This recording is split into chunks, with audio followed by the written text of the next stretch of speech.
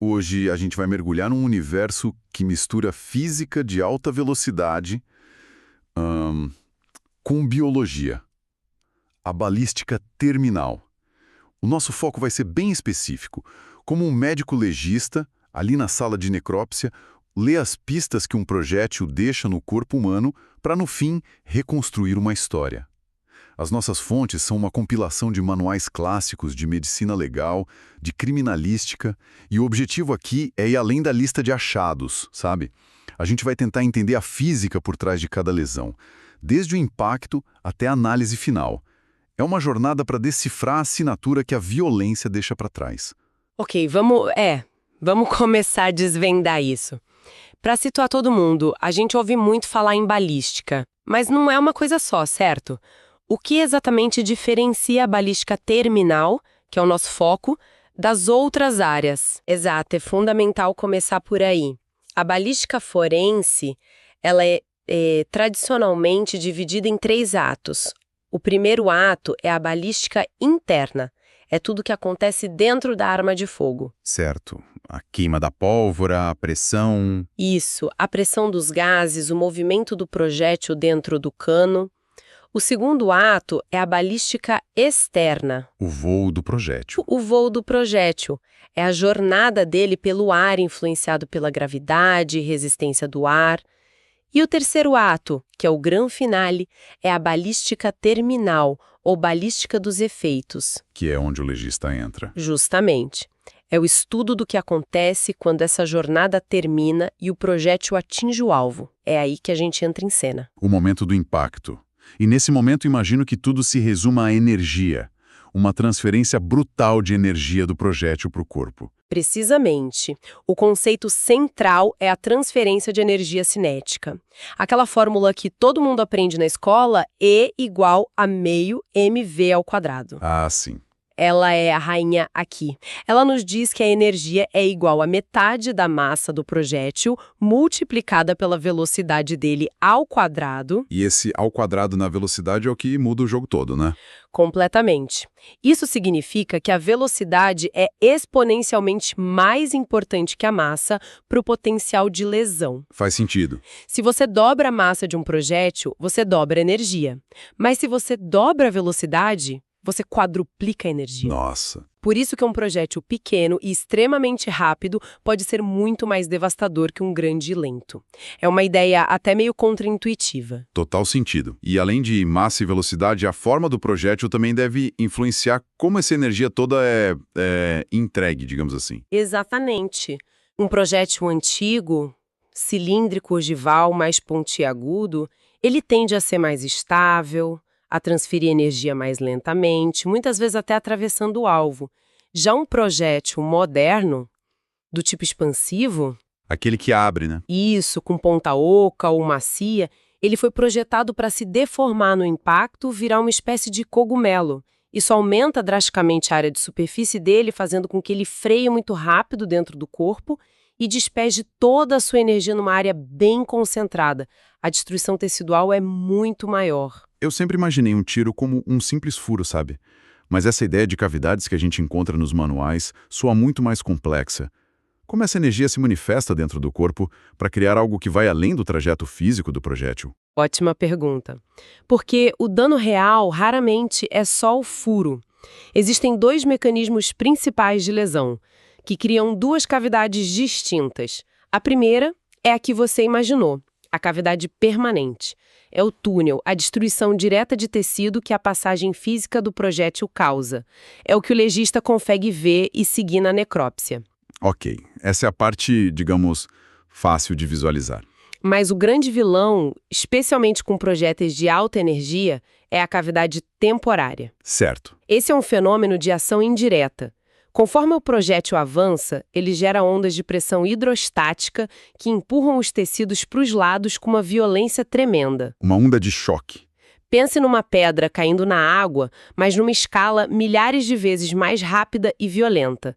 Essa cavidade se expande e colapsa várias vezes num efeito pulsante. Peraí, você está dizendo que essa cavidade temporária pode danificar órgãos e vasos sanguíneos que nem foram tocados diretamente pelo projétil? Exatamente. É como uma onda de choque subaquática, mas dentro de uma pessoa. Estruturas elásticas podem até esticar e voltar, mas vasos, nervos, órgãos mais rígidos, eles podem ser lacerados ou rompidos por essa expansão brutal, mesmo estando a centímetros do trajeto da bala. Uau! É isso que explica por que um tiro que passa de raspão por um órgão pode, na verdade, tê-lo destruído por dentro. Uau! E essa onda de choque deve se comportar de maneiras totalmente diferentes, dependendo do que encontra pela frente.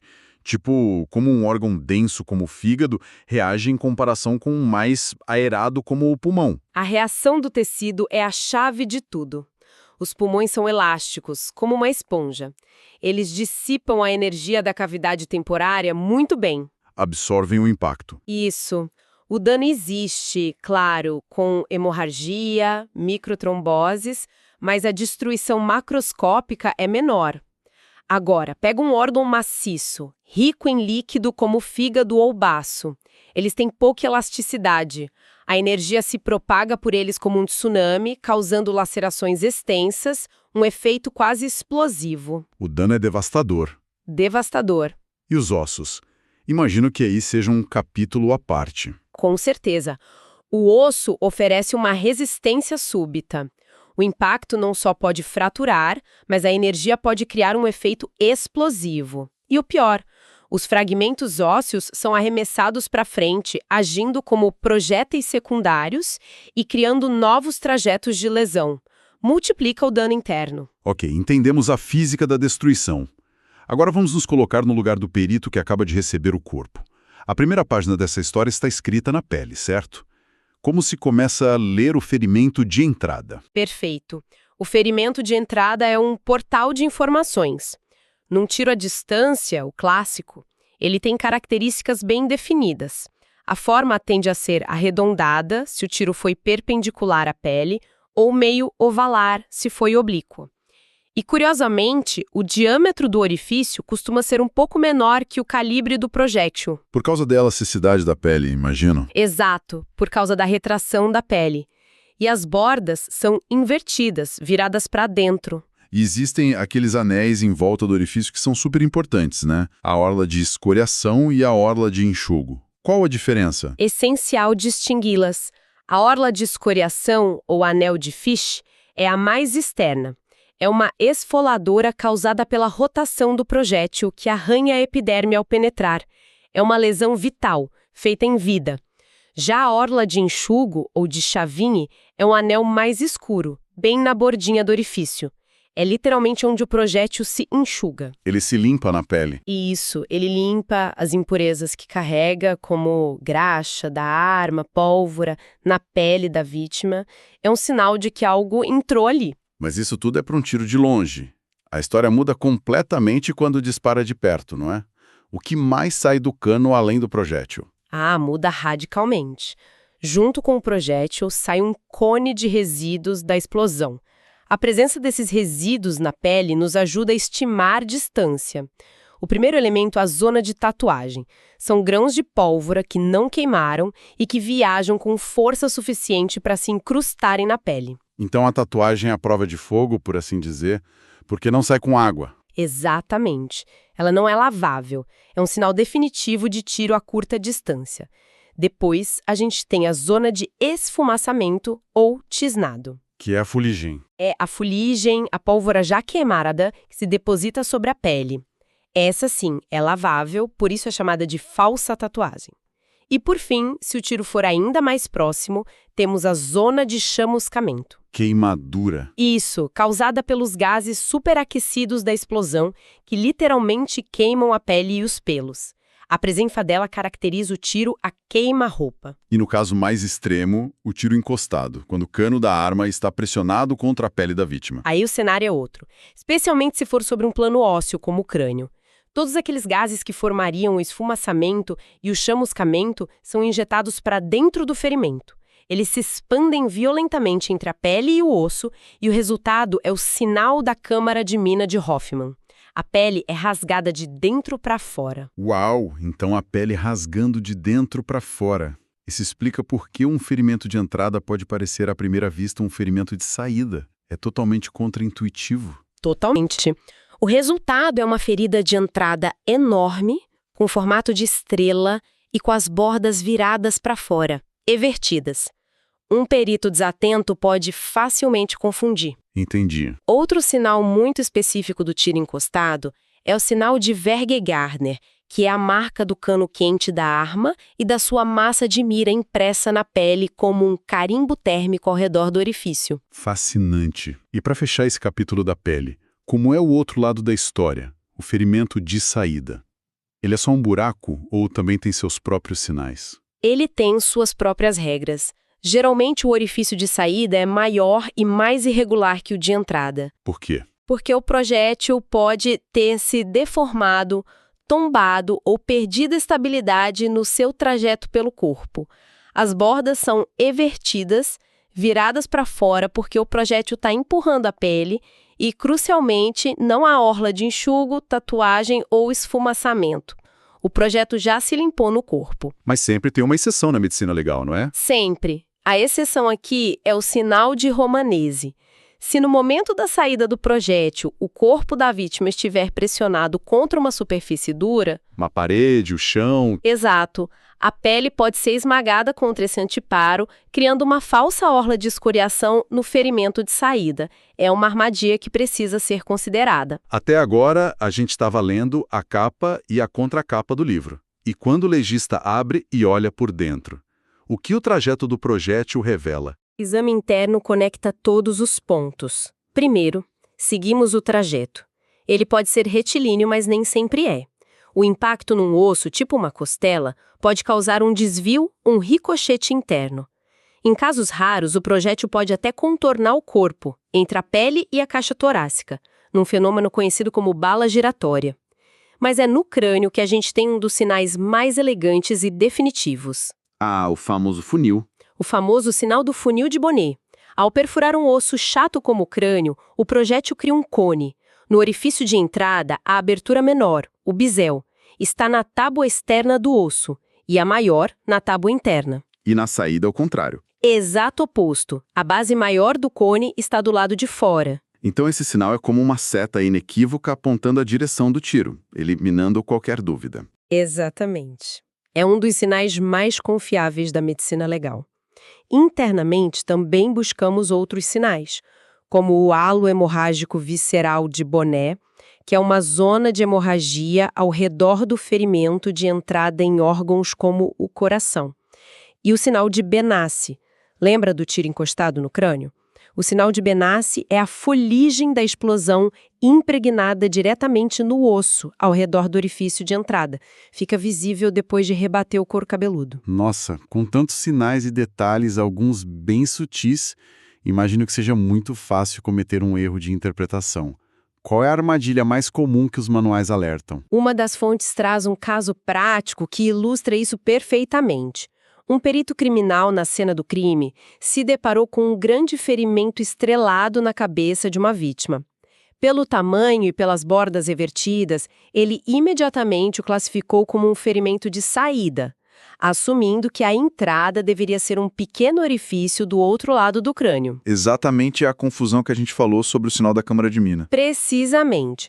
No entanto, na necrópsia, um médico legista examinou o crânio e encontrou o padrão inequívoco do funil de Bonnet, provando que o grande ferimento estrelado era sem dúvida a entrada. E isso muda tudo. Muda tudo. Aquele achado mudou toda a investigação. A hipótese inicial de homicídio perdeu força e a possibilidade de suicídio, que se encaixava com a localização daquele ferimento de entrada, se tornou a principal linha de investigação. Um detalhe técnico que reescreveu a história. Uma armadilha clássica. Existe outra que mereça uma atenção especial? Sem dúvida.